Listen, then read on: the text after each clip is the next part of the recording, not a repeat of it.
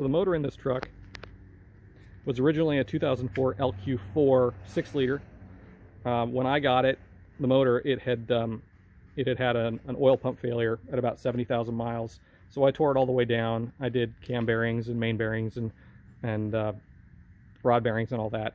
Had the crank turn 10 under. I added LQ9 flat top pistons and 799 cylinder heads, which work together to make about 11-to-1 compression. It's got factory NOx sensors. It does run on premium fuel.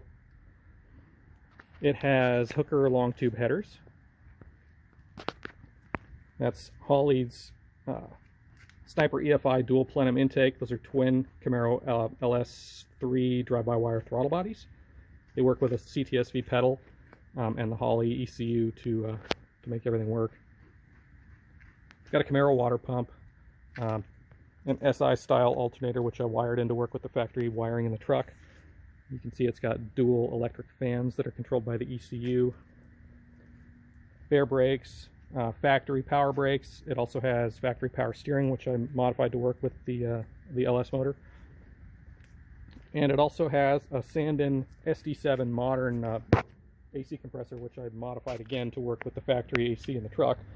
And it's charged up and it blows cold. It works great.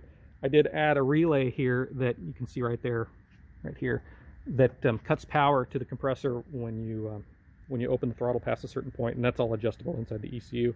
The reason I did that was because these compressors don't like high RPM, and that will keep it living a much longer life. So when you mash the throttle, it cuts out the AC, and then when you let off, the AC comes right back on again. Works pretty well.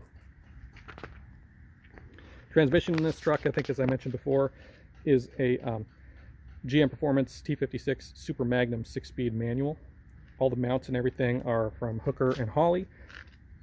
It has a mid-mount shift kit in it from American Powertrain. I think it's their White Lightning shifter. The clutch in it is an LS6 clutch pressure plate. All the LS6, the stock LS6 hydraulics and everything running through this Wilwood master cylinder mounted up here on the firewall.